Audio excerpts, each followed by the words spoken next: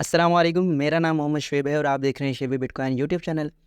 आज के दिन मेरा टॉपिक क्रिप्टो मार्केट की अपडेट देना है, बिटकॉइन और इथेरियम का एनालिसिस करना है। साथ में मार्केट के हवाले से कुछ बेरिश न्यूज़ हैं, कुछ बुलिश न्यूज़ हैं, उन सारी न्यूज़ को डिस्कस करके एनालाइज करेंगे कि मार्केट की मूवमेंट क्या हो सकती है। सबसे पहले यहाँ पर बीटीसी का चार्ट मेरे पास ओपन है डेली के टाइम फ्रेम में, और डेली के टाइम फ्रेम में यहाँ पर सेमी टेरिकल ट्रायंगल हम 2-3 दिन से डिस्कस कर रहे हैं, और यहाँ पर अब सेमी टेरिकल ट्रायंगल जो है ऑलमोस्ट कंप्लीट होने वाला है। और बिटकॉइन जो है इस टाइट रेंज में तकरीबन यहाँ पर अगर हम अंदाज़ा लगाएं तो 27,000 से लेकर 25,000 की रेंज में 2,000 की प्राइस पर यहाँ पर तकरीबन 45 दिन से ज़्यादा हो गए बिटकॉइन जो है ट्रेड कर रहा है। अब यहाँ पर इसके ब्रेकआउट का टाइम है, और ब्रेकआउट अगर हम सिमेट्रिकल ट्रायंगल के अकॉर्डिंग लगाएं तो यहाँ पर ये वाला हमारा जोन बनता है ब्रेकडाउन या ब्रेकआउट का, जो कि मैं आपसे पहले भी डिस्कस कर चुका हूँ। डाउन साइड पर अगर ब्रेकडाउन होता है तो यहाँ पर हमारे पास 23,500 की प्राइस आ रही है, और अगर अप साइड पर ब्रेकडाउन होता है, ब्रेकआउट होता है, तो फिर हमारे पास 30,000 तक की प्राइस यहाँ पर जा सकती है। और उसके बाद फर्दर हम देखेंगे कि बिटकॉइन जो है किस साइड पर मूव करता है। ठीक है। और क्रिप्टो क्वांट के हिसाब से अगर बात करें मार्केट के सेंटिमेंट्स की, तो ऑन चेन इंडिकेटर यहाँ पर अनरियलाइज प्रॉफिट और लॉस को पॉजिटिव बता रहा है, यानी कि लोग जो हैं अभी अपनी पोजीशंस ओपन करके बैठे हुए हैं प्रॉफिट में। और उसके अलावा माइनर्स की पोजीशन इंडेक्स की बात करें तो वो न्यूट्रल है, यानी ना वो बाय करना चाहते हैं ना वो सेल करना चाहते हैं। और उसके अलावा डेरिवेटिव एक्सचेंजेस की बात करें तो फंडिंग रेट पॉजिटिव है, और लोग लॉन्ग की पोजीशन जो है वो लेना चाहते हैं, और मार्केट में फ़िलहाल बुलिश हैं। ओपन इंटरेस्ट इंक्रीज़ हो रहा है, यानी मार्केट अभी भी थोड़ा बहुत ऊपर जा सकती है। आरएसआई की और स्टॉक्स आरएसआई की बात करें तो यहाँ पर वो न्यूट्रल हैं, तो इसमें हमें मार्केट थोड़ा बहुत मज़ीद पंप करती हुई दिखाई दे सकती है। और रियलाइज़ प्रॉफिट जो है वो हमें यहाँ पर नेगेटिव नज़र आ रहा है कि लोग जो हैं जो प्रॉफिट बुक कर चुके हैं उन्होंने नुकसान में प्रॉफिट बुक किया। ठीक है। और उसके अलावा यहाँ पर बिटकॉइन सीएमई फ्यूचर की बात करें तो यहाँ पर मैंने आपसे कल के दिन ये वाला गैप शेयर किया था, तो ये वाला गैप सून और लेटर हमारे पास फिल हो सकता है। अगर अपसाइड पर देखें तो हमारे पास फ़िलहाल यहाँ कोई गैप नज़र नहीं आ रहा, लेकिन यहाँ पर ये वाला गैप जो है सबसे करीब है, तो यहाँ पर मार्केट थोड़ी सी वोलेटाइल होगी, तो डाउन साइड पर ये वाला गैप फिल हो सकता है 26,300 के करीब। उसके बाद जो है मार्केट अगेन मूव कर सकती है। और साथ में अगर यहाँ पर बात करें तो एक हेड एंड शोल्डर का पैटर्न बन रहा है, इन्वर्स हेड एंड शोल्डर का। और यहाँ पर ये देखें, ये जो है हमारे पास राइट शोल्डर, ये हेड और ये लेफ़्ट शोल्डर बन रहा है, और इसके हिसाब से मार्केट अप साइड पर जाएगी, तो ये वाला जोन जो है इसका मार्क हो सकता है। और अगर इसको हम कैलकुलेट करें इस हिसाब से, तो यहाँ पर कैलकुलेशन के अकॉर्डिंग ये वाली जो इसकी नेक लाइन है, नेक लाइन के अकॉर्डिंग अगर यहाँ हम देखें तो 6% का इंक्रीज़ आ सकता है। और यहाँ पर एग्जैक्टली यही 29,065 की प्राइस है जहाँ पर मैंने लाइन लगाई है, और यहाँ पर स्ट्रॉन्ग रेजिस्टेंस है, तो यहाँ तक बीटीसी जा सकता है अगर इससे अब इसको ब्रेकआउट मिलता है, और ये इसकी स्ट्रॉन्ग रेजिस्टेंस है। और उसके अलावा अगर इथेरियम की बात करें तो इथेरियम यहाँ पर काफ़ी बुलिश नज़र आ रहा है, क्योंकि फ्यूचर ETF इसका जो है अप्रूव हो गया, और अभी तक तो इसकी ट्रेडिंग भी जो है वो ओपन हो चुकी होगी। तो यहाँ पर एक ये इसका रेजिस्टेंस जोन था अच्छा खासा, इसको इसने ब्रेक कर दिया है अच्छे वॉल्यूम के साथ।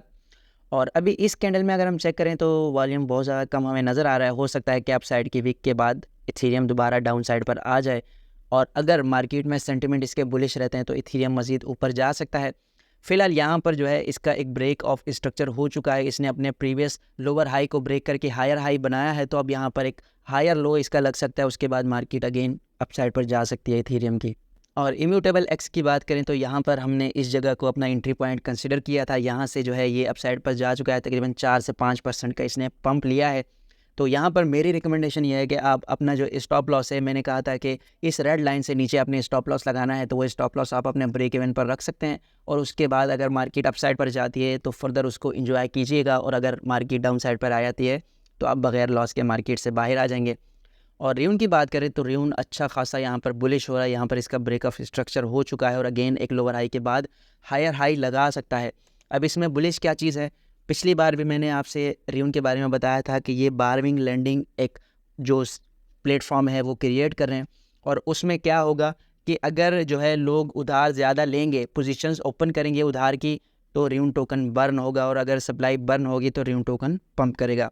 और अगर लोग जो हैं अपने लोन्स को क्लोज़ करेंगे तो फिर जो है मार्केट में रेउन मिंट होगा। सेम लूना वाली सिचुएशन है, इस चीज़ को आपने याद रखना है। जिस तरह लूना ने क्रैश किया था, इसको भी वो चीज़ तो है, वो ख़तरा है। यहाँ पर अगर अभी इसकी करंट सिचुएशन देखें तो लोगों ने 442 लोन्स ओपन किए हैं और 10 क्लोज़ किए हैं। तो फ़िलहाल जब तक ये लोन्स ओपन होते रहेंगे, रेउन की सप्लाई जो है वो बर्न होती रहेगी, और ये पंप करता रहेगा। और जैसे ही इसका ये जो लोन क्लोज है ये बढ़ेगा और लोन ओपन कम हो जाएगा, तो फिर जो है ये मिंट होना, सप्लाई इसकी मिंट होना शुरू हो जाएगी, और जितनी ज़्यादा सप्लाई बढ़ेगी तो ये भी लूना की तरह 0.00 पर भी जा सकता है। ये एक किस्म का वर्स्ट केस सिनेरियो मैं आपसे डिस्कस कर रहा हूँ कि हमने जो है किसी भी टोकन में, किसी प्रोजेक्ट में एंट्री लेते हुए जहाँ उसके बेनिफिट्स को याद रखना होता है, उसके नुकसान को भी याद रखना होता है। अच्छा, कल के दिन 3 एरोस कैपिटल के सीईओ को अरेस्ट किया पुलिस ने, और इस अरेस्ट की वजह से उनका जो OX टोकन था जो उन्होंने रिसेंटली लॉन्च किया था, और उनका कहना था कि हम इस टोकन के ज़रिए जो क्रेडिटर्स हैं उनको पे करेंगे, वो टोकन एकदम से 50% का डंप हो गया। तो हर प्रोजेक्ट के आपने लाजमी फंडामेंटल्स को भी नज़र में रखना होता है। जैसे ही इसमें एक ज़रा सी फंडामेंटल चेंज आया, यहाँ पर इसका 50% डंप हो गया और बहुत सारे लोगों ने अपना पैसा खो दिया। अच्छा, यहाँ पर पॉलीगॉन के हवाले से न्यूज़ है कि गूगल क्लाउड ने उनके डिसेंट्रलाइज वैलिडेटर बनने का फ़ैसला किया है पॉलीगॉन प्रूफ ऑफ स्टेक पर। ये दोनों के हवाले से गूगल क्योंकि एक जायंट है वेब 2 की, और पॉलीगॉन ज़ाहिर है वेब 3 की, और साथ में डिसेंट्रलाइजेशन ब्लॉकचेन की एक जायंट है, तो दोनों का कॉम्बिनेशन जो है मार्केट के लिए स्ट्रॉन्ग एक सेंटिमेंट बिल्ड कर सकता है बुलिश। और गूगल का इस तरह से इंटर होना ब्लॉकचेन में और साथ ही वैलिडेटर बनना पॉलीगॉन का बहुत ज़्यादा बुलिश है मार्केट के लिए। ये आने वाले वक्त में मज़ीद हमें अपॉर्चुनिटीज़ क्रिएट कर सकता है, और साथ में जो इन्वेस्टर हैं पॉलीगॉन के, उनके लिए जो है ये प्रॉफिटेबल साबित हो सकता है। और साथ में यहाँ पर बिट टाइम नाम का एक मॉडल शेयर किया है एक बंदे ने, और इस बिट टाइम के मॉडल में प्राइस प्रिडिक्शन की गई है बिटकॉइन के साइकिल्स के टॉप और बॉटम्स की। यहाँ पर इसने कहा है कि sideways price action first hall of 2024, यानी इसने कहा है कि बिटकॉइन जो है 2024 के मिड तक जो है कंसोलिडेशन ही कर सकता है, कुछ खास बिटकॉइन में पंप देखने में नहीं आएगा।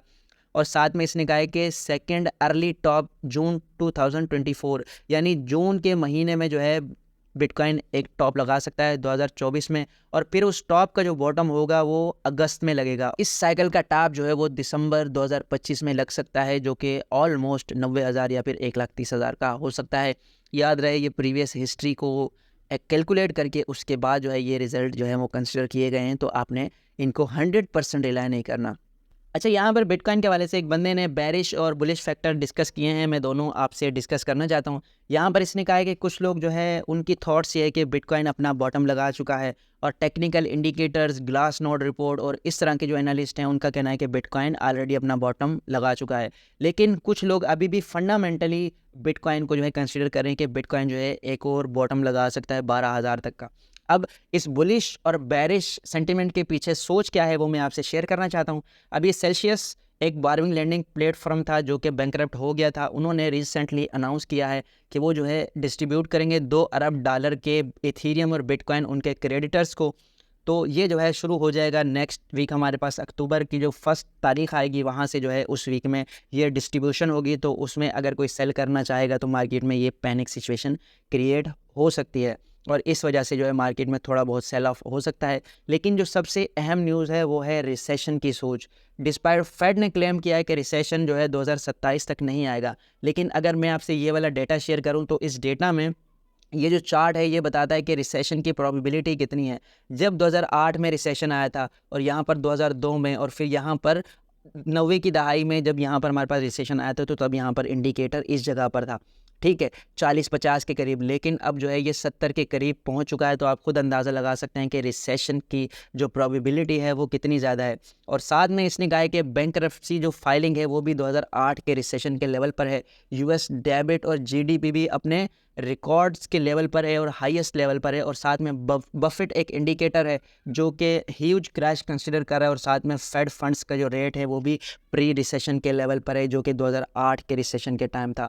और साथ ही इसका कहना है कि अगर रिसेशन आता है तो स्टॉक मार्केट जो है वो 50% से ज़्यादा जो है क्रैश कर जाएगी, और साथ में इसका क्रिप्टो पर भी बहुत बड़ा इम्पैक्ट हो सकता है। और साथ में हम एक और बिटकॉइन में क्रैश देख सकते हैं 35 से 40% का, जैसा कि लूना और FTX में हुआ था। अच्छा, अब इसने कुछ बुलिश फैक्टर्स डिस्कस किए हैं वो मैं आपसे शेयर करना चाहता हूँ। यहाँ पर mt gox ने अपनी रीपेमेंट डेडलाइन बढ़ा दी 2024 अक्टूबर तक, और BTC हाल्विंग आने वाली है अगले साल जो है। साथ में बिटकॉइन ETF अप्रूवल भी हम जो है एक्सपेक्ट कर रहे हैं कि अगले साल हो जाएंगे। फेड रेट कट जो है मोस्ट प्रोबेबली क्वांटिटेटिव ईजिंग जो है 2024 के एंड में हो जाएगी, तो फिर इसका मार्केट पर बहुत अच्छा इम्पैक्ट पड़ने वाला है। तो यहाँ पर ये सारी चीज़ें जो हैं फ़िलहाल मार्केट में गर्दिश कर रही हैं। इनमें से जो चीज़ भी इम्प्लीमेंट होगी उसका मार्केट पर अच्छा खासा इम्पैक्ट होगा। तो आपने लाजमी अपने रिस्क और रिवॉर्ड को मैनेज करना है और इन सारी चीज़ों को देखते हुए चलना है।